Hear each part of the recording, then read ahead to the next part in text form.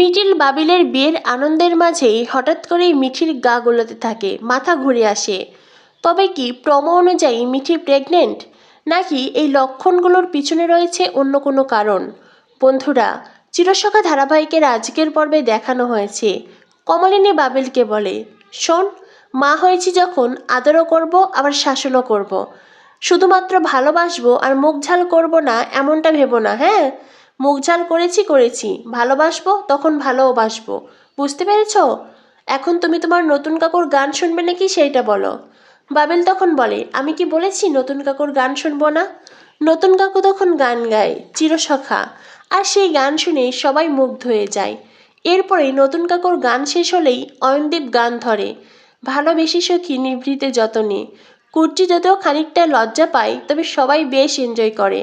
এরপরে সবাই মিলে বাবিলকে গান গাইতে বলে। সে তো সিঙ্গার, সে তো এখানে ওখানে স্টেজে গান গায়, আর আজ নিজের বাসর ঘরে গান গাইতে পারবে না? কিন্তু বাবিল বলে, না না, আমার গান তো আমাদের ভালো লাগবে না। বুবলাই বলে, তোর গান আমাদের ভালো লাগবে কি না সেটা আমরা বুঝে নেব। তোকে গান গাইতে বলা হয়েছে, তুই এখন গান গাইবি। বুবলাই বলে, আরে বলছি তো আমার গান তোদের ভালো লাগবে না। বুবলাই বলে, ঠিক আছে, তুই যদি না গান গাস তো এখন আমি আমার এই হেরে গলায় গান ধরবো। এটা শুনে সবাই বুবলাইকে বলে, এই না না না না, একদম না। কুর্চি বলে, না বাবা, তোকে গান গাইতে হবে না, কোথা থেকে আবার কি সর্বনাশ হয়ে যাবে। তার থেকে বরং এই কেউ একজন বাবিলের গিটারটা নিয়ে আয়। এরপরে একজন বাবিলের গিটার এনে বাবিলকে দেয়, বাবিল গান গায়। যদিও মিঠিল সেই গান শুনে বেশ খুশি হয়, সবাই খুব এনজয় করে। মিঠি কৃষাণু একে অন্যের দিকে তাকায় রোমান্টিক দৃষ্টিতে। এরপর দেখানো হয় দৃশ্য বদলায়। পরদিন সকালে মিঠিল বাবিলের ভাত কাপড়ের আয়োজন হয়েছে। মিঠিলকে অসম্ভব সুন্দর দেখাচ্ছে। নতুন সাজ পোশাক সব কিছু দেখে বাবিলও চোখ ফেরাতে পারছে না। এদিকে কমলিনীদের সকলের মুখে হাসি। মিঠিল বাবিলের বিয়ের আনন্দে সকলে মেতে উঠেছে। তখনই সেখানে আসে কৃষাণু। কৃষাণু এসে বলে, আমি কি খুব বেশি দেরি করে ফেললাম নাকি? স্বতন্ত্র বলে, একেবারেই নয়, অনুষ্ঠান তো এখনো শুরুই হয়নি। তখনই বুবলাই বলে, দেরি তো করেইছ, সব অনুষ্ঠান শেষ হয়ে গেছে। কৃষ্ণা তখন হাসতে হাসতে মিঠির পাশে বসে।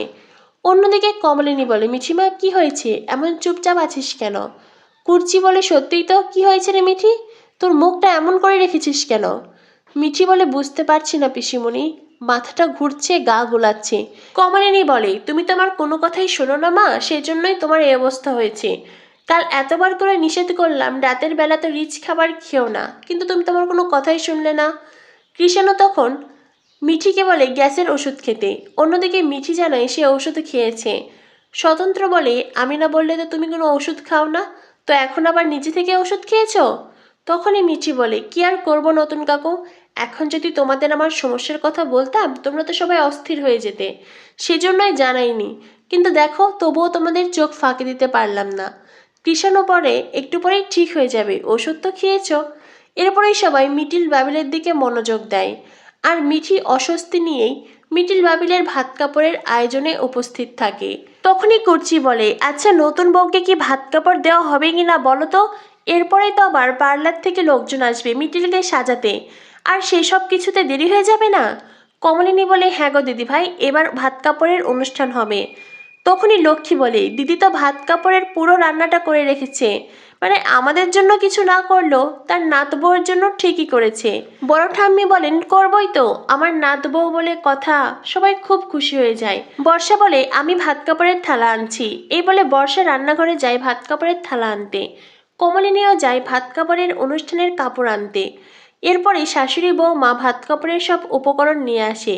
কুর্চি কমলিনীর হাতে শাড়ি দেখে বলে, ও মা, বৌদি ভাই, কি সুন্দর লাগছে শাড়িটা। কমলিনী বলে, মন ভরে তো কেনাকাটা করতেই পারলাম না, সময় পেলাম কোথায় বলো। লক্ষ্মী বলে, কেন, সবই তো কেনাকাটা হয়েছিল।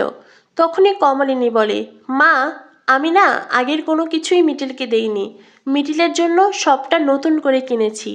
এই তো সকালবেলা আমি আরও গিয়েছিলাম, এই শাড়িটা কিনে এনেছি। তখনই কুর্চি বলে, তবে বৌদি ভাই, ওই শাড়িগুলো ওগুলো কি করবে? কমলিনী বলে, কি আর করবো, মিঠিকে দিয়ে দেবো। মিঠি বলে, বারে, আমি কি পরে পাওয়া 14 আনা নাকি, হ্যাঁ? তখনই কৃষ্ণ বলে, 14 আনা? আমি তো ভেবেছিলাম তুমি 6 আনা। এটা শুনে সবাই খুব হাসতে থাকে। মিঠি বলে, ভালো হবে না বলছি। তখনই বর্ষা বলে, বাবিলের বিয়েটা তো ঠিকঠাক আনন্দই করতে পারলাম না। বাবিল বলে, থাক বৌদি ভাই, আর আনন্দ করতে হবে না। এবার আনন্দ করার চক্করে আমার পকেট পুরো ফাঁকা হয়ে যাবে। এমনিতে আমার পকেট ফাঁকা হয়েই গেছে প্রায়। আর এই মিঠিটা তো এটা চাই সেটা চাই বলে কানের কাছে ঘ্যান ঘ্যান করেই যাচ্ছে। কৃষাণু, তোমার লাইফটা না হেল করে দেবে এই মিঠি। তখনই মিঠি বলে, কি বললি তুই? বাবিল বলে, ঠিকই তো বলেছি। আচ্ছা তোরা তো চাওয়ার স্বভাব কেন রে? মিঠি বলে, মা দেখেছো তোমার ছেলে কি বলল, আমার নাকি চাওয়ার স্বভাব। তখনই বুবলাই কৃষাণুকে বলে, এই কৃষাণু, মিঠি যখন তোমার লাইফ ফেল করে দেবে তখন তুমি মিঠিকে বাবিলের কাছে পাঠিয়ে দেবে। মিঠি বলে, আর তুই তুই বুঝি ফাঁকা পেয়ে যাবি? তখনই বুবলাই বলে, বাবিল তারপরে না হয় আমার কাছে পাঠাবে। এটা শুনে সবাই হাসতে থাকে। এরপরেই কৃষাণু বলে, আমি কিন্তু এবার ভাত কাপড়ের ছবি তুলব। তখনই মিটিল বলে, আমার হাতে তো এখনো থালাটা দিলই না, কি আর ছবি তুলবে? বাবিল বলে, থালাটার হাতে দিয়ে যা বলার আমি মনে মনেই বলছি। মিটিল বলে, মনে মনে বললে তো হবে না, তুমি এখন মনে মনে বললে পরে অস্বীকার করবে, সেটা হবে না। তাই যা বলতে হবে সকলের সামনে বলতে হবে। সবাই বাবিলকে বলে, সকলের সামনে জোরে জোরে বলতে হবে। বাবিল যাতেও বলতে চায় না, মিটিল বলে, ওর বলার প্রয়োজন নেই, নিতে পারবো, ওকে আমার ভাত কাপড়ের দায়িত্ব নিতে হবে না। বাবিল বেশ বেঁচে যায়। তখনই স্বতন্ত্র বলে, না মিটিল মা, সেটা তো হবে না। দেখো, ভাত কাপড়ের অনুষ্ঠান এটা একটা নিয়ম। তাছাড়া তুমি যতই তোমার ভাত কাপড়ের দায়িত্ব নাও না কেন, বাবিল তোমার দায়িত্ব যাতে অস্বীকার করতে না পারে সেই জন্যই এই নিয়মটা পালন করা হয়। কী রে বাবিল, এবার সবাইকে বল। বাবিল বলে, ঠিক আছে, সকলের সামনেই বলছি, আজ থেকে আমি মিটিলের ভাত কাপড়ের দায়িত্ব নিলাম। আর হ্যাঁ, মনে রাখবি, শুধু ভাত কাপড়ের দায়িত্ব নিয়েছি, অন্য কোনো দায়িত্ব নেইনি। হ্যাঁ, তুই যে ভালো মন্দ গিলবি সেই দায়িত্ব আমার নয়। মিটিল বলে, আমার দায়িত্ব তোমাকে নিতেও হবে না। এরপরেই বর্ষা বলে, মিটিল, এইবার তুমি তোমার কর্তাকে প্রণাম করো। তখনই লক্ষ্মী বলে, কর্তা? এ আবার কর্তা হলো নাকি? এই বলে লক্ষ্মী হাসতে থাকে। ঠিক আছে, তোমার স্বামী তো এখন তোমার কাছে ভগবান, নাও নাও প্রণাম করো, বয়সেও তোমার গুরুজন। মিটিল বলে, মোটেই না ঠাম্মি, ও আমার গুরুজন হতেই পারে না, ও মাত্র 6 মাসের বড় আমার। ওকে কি এখন প্রণাম করতে হবে নাকি? আমি প্রণাম করতে পারবো না। তখনই বাবিল বলে, তবে আমিও তোর ভাত কাপড়ের দায়িত্ব নিতে পারবো না। মিটিল বলে, সে তুমি ভাত কাপড়ের দায়িত্ব নাও বা না নাও, আমি তোমায় প্রণাম করছি না। কমলিনী বলে, ঠিক আছে বাবা, ঠিক আছে, প্রণাম করতে হবে না। তখনই বর্ষা বলে, মিটিল, খুব ভালো লাগছে আজ তোমাকে। মিটিল বলে, তোমাকেও খুব ভালো লাগছে বর্ষাদি। বর্ষা বলে, কিন্তু আমার খুব হিংসে হচ্ছে, এতদিন আমি ছিলাম এই বাড়ির একমাত্র বউ, আর এখন তুমি এসে আমার ভালোবাসাটা নিয়ে নিলে, সবাই এখন তোমাকেই ভালোবাসবে। মিটিল বলে, এই সবার মাঝে তো তুমিও আছো। বর্ষা বলে, ঠিকই বলেছ, এই জন্যই তো তোমার সাথে কথা বলতে খুব ভালো লাগে। তুমি কি সুন্দর করে উত্তর দাও বলো, একদম মন ভালো হয়ে যায়। তো বন্ধুরা, বুঝতেই পারছো, কমলিনীর পরিবার বাবিল মিটিলের বিয়ের খুশিতে মেতে উঠেছে, সবার মুখে হাসি। তবে এই হাসি বেশি সময় স্থায়ী থাকবে না।